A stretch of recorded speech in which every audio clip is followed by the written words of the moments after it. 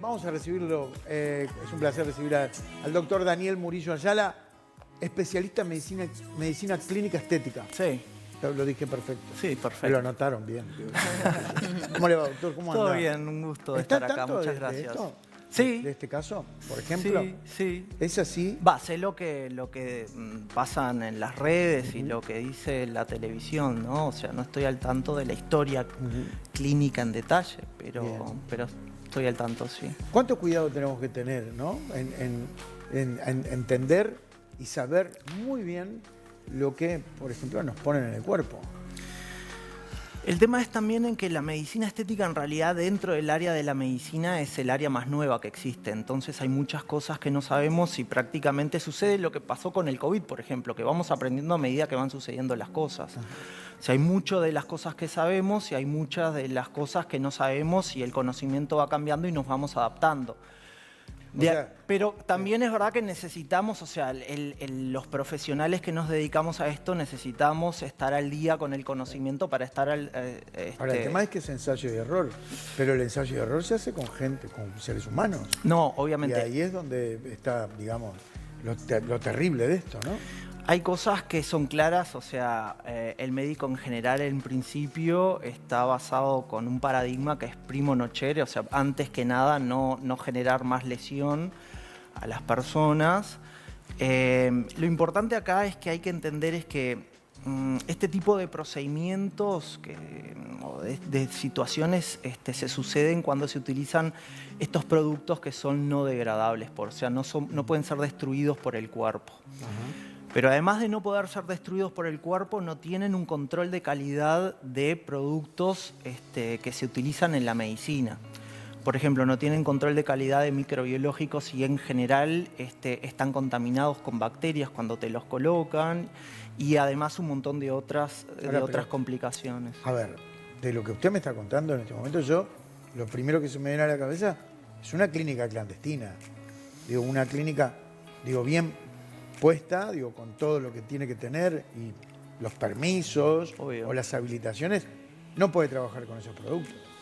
¿O no debería? No debería. Eso depende un poco de la responsabilidad del profesional, del médico, ¿no? Porque además también depende del estado físico de la persona que se va a hacer algo, ¿no? Porque por algo se le va a hacer estudios, por algo para cualquier cosa te piden un examen médico para ver también si lo que pones, por más bueno que sea, pueda tener una diferente reacción. Esto que le pasa a Silvina Luna, uno tiene la sensación de que se la está comiendo por dentro, o sea, le está estropeando los órganos de a poco. Bueno, ahí si me permitís, yo quiero como en un breve plazo como explicar un poquito para que se entienda un poco. El sistema inmunológico es el sistema que tenemos en nuestro cuerpo de defensa. Cuando nosotros nacemos y nos estamos formando en el útero de nuestra madre, el sistema inmunológico va determinando y va aprendiendo lo que es parte de nuestro cuerpo. Y va entendiendo que las partes de nuestro cuerpo tienen una huella, decir, bueno, esto no nos va a hacer mal, no nos hace daño porque es mi mano, mi dedo, mis órganos. Todo lo que ingresa a nuestro cuerpo que no tiene esa huella digital, el sistema inmunológico lo puede detectar como algo que puede hacer daño y lo va a tratar de destruir. Es así sucede con un virus, con una bacteria, con una célula cancerígena o con productos que ingresan a nuestro cuerpo como una astilla de madera o algo por el estilo. La respuesta, digamos, a ese potencial daño o ese daño es muy similar, ya sea una bacteria, un virus, estos productos o una astilla de madera. O sea, el sistema inmunológico responde de la misma forma.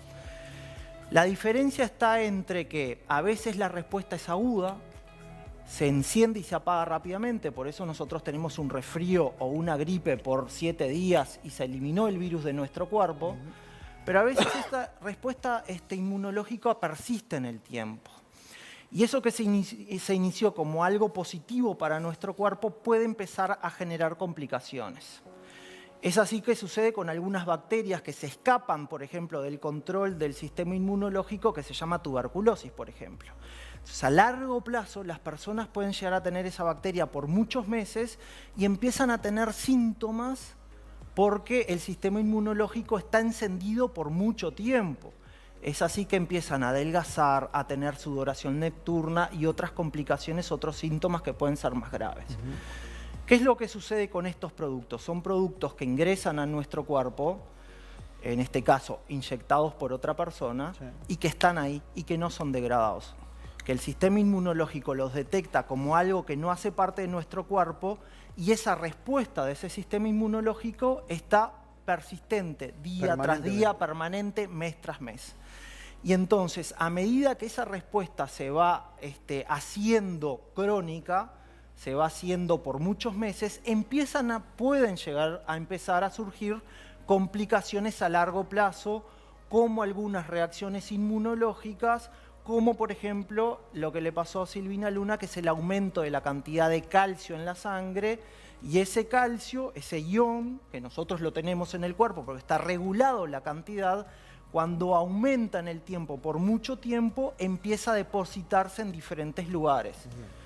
Puede ser el riñón, puede ser otros lugares. Y dependiendo la cantidad de calcio que se deposita y en el órgano que se deposita, es la complicación. Si es en el riñón, puede suceder, como Silvina Luna, llevar a lo que se llama insuficiencia renal, o sea, la pérdida de la función de ese órgano. El riñón cumple la función, una de las funciones que cumple es como de filtro de la sangre.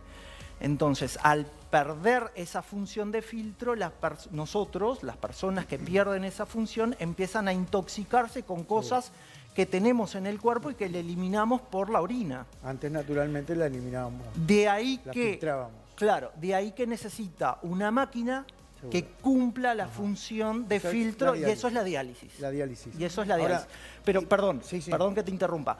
¿Por qué, teniendo el criterio médico de ser trasplantada, no podía ingresar a lista de trasplante? Porque este producto que le colocaron en el cuerpo, como no tiene criterio de calidad médico, no tiene grado médico, ese producto venía contaminado con ciertas bacterias. Estas bacterias tenían cierto tipo, eran primas hermanas, por ejemplo, de las bacterias de la tuberculosis. Entonces, antes de ser trasplantada, habría que eliminar esa bacteria del cuerpo. Cosa que no se hizo. Cosa que no se pudo hacer porque se complicó ahora con el ingreso CTI. Ahora, no, ¿cómo se aplica, doctor? Porque uno dice, ¿cómo no podemos atacar, no podemos eliminar, no se puede sacar? Sí. Es un líquido que se confunde entre el resto de... Hay muchos tipos de productos que mal llamados biopolímeros, sí, son polímeros que se utilizan para aumentar volumen desde el punto de vista estético, se utilizan para glúteos, para mama, para labios. En América Latina hay millones de personas que utilizan este tipo de productos.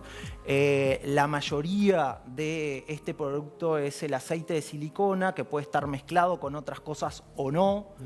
Es muy difícil saber identificar cuál es el producto, pero por ejemplo, hoy en día tenemos una forma de avanzar en el diagnóstico de si una persona se hizo un procedimiento, hay ciertas dudas de qué fue lo que le colocaron en el cuerpo. La ecografía dérmica o la ecografía estética hoy en día tiene formas, imágenes ecográficas donde nosotros podemos identificar esto parece hialurónico, esto parece pero eso una vez que ya está puesto. Una vez que ya está puesto. Pero eso es importante también porque, por ejemplo, a mí me pasó la semana pasada una chica de 25 años, sana, que me vino a consultar porque quería hacerse una rinomodelación, o sea, hacer un procedimiento en la nariz y en labios. Bien. Quería colocarse hialurónico en labios. Ya se había colocado 2 veces anteriores, había ido a una consulta con otros médicos en Montevideo a hacerse procedimiento en labios. El labio tenía una característica particular que no parecía ser hialurónico. Entonces yo le dije, bueno, mira, antes que nada voy a hacerte una ecografía porque hay algo que no me cierra. Le hice la ecografía y tenía la imagen ecográfica de aceite de silicona.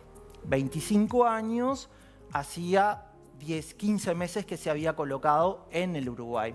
O sea, son cosas que suceden en el mundo y suceden en el Uruguay también. Justo te iba a preguntar eso, acá en Uruguay, ¿cómo estábamos? Entonces, ¿qué pasa? ¿Qué cosas pueden suceder? Ella ahora no tiene ningún síntoma.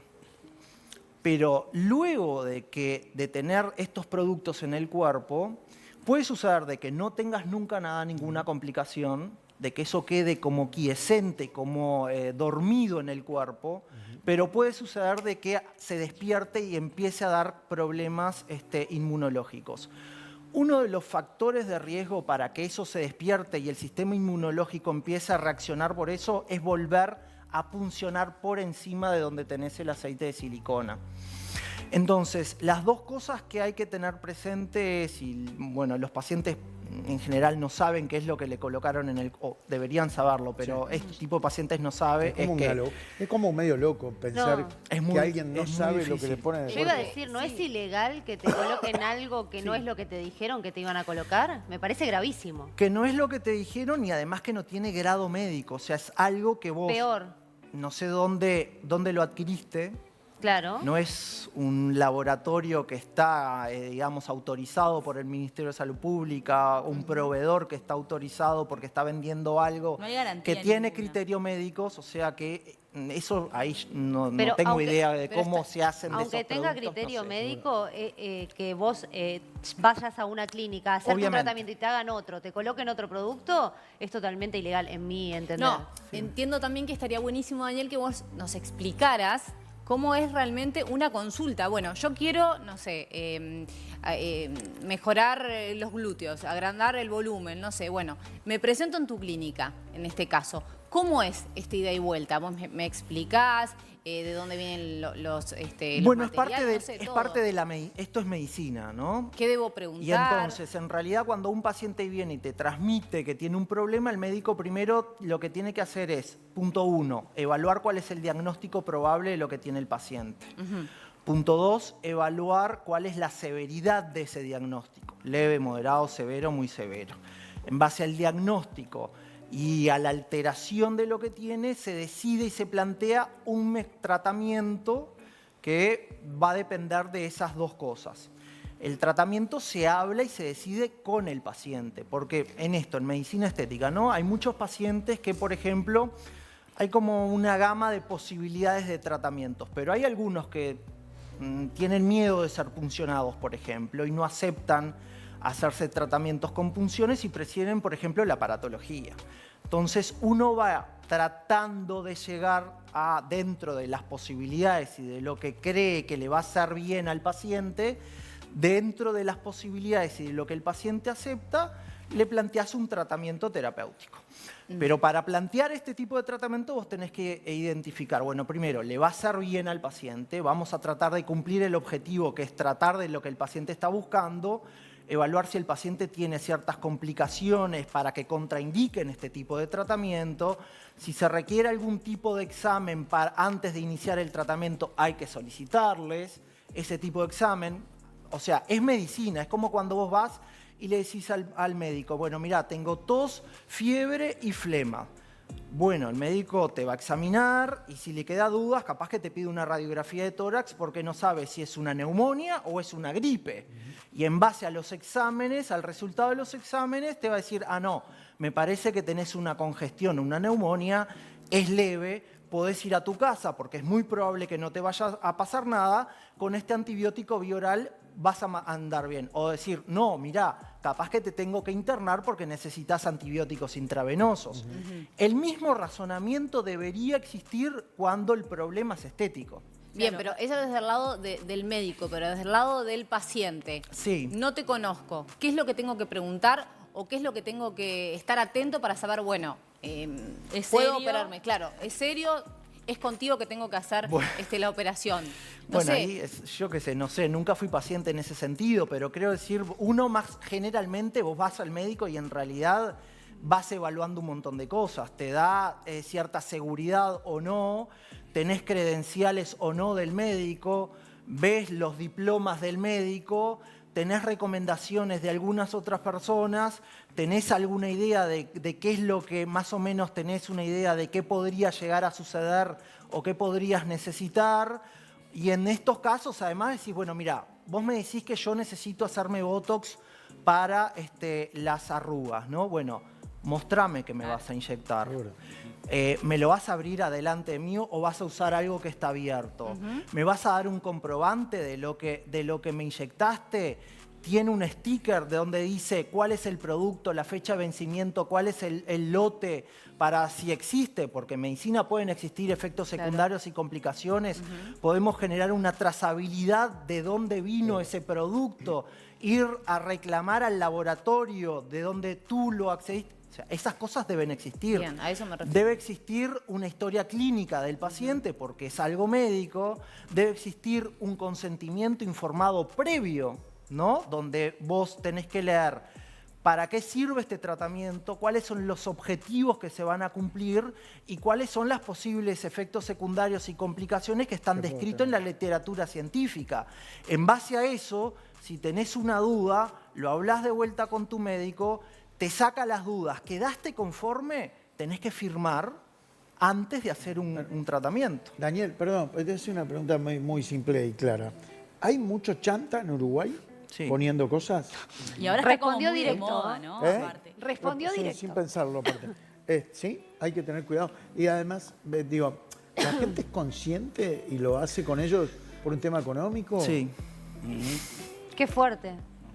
Y ponele, Daniel, perdón, pero volviendo a esta paciente, ¿no? No hay mucha regulación de esto en el Uruguay. Claro. O sea, el marco legal es muy flexible, entonces tampoco hay mucho contralor del ente que debería controlar, que es el Ministerio de Salud Pública. Y entonces, bueno... Ahora, pero no entiendo por qué no controlan. Porque estamos hablando de la salud de la persona. Sí. Tendría que importarle al ministerio. Bueno. ¿No? Sí. No, digo, pregunto. Es una cuestión de, bueno, lo que estamos hablando, de Silvina Luna, de Caprarola, y de cuántos casos que pueden llegar a existir acá en Uruguay, como el que acabas de contar, de la chica de los labios, ¿no? Sí, perdón, pero volviendo a esta paciente, vos lo que decías antes de cambiar un poquito de tema... A mi paciente. A tu paciente, sí.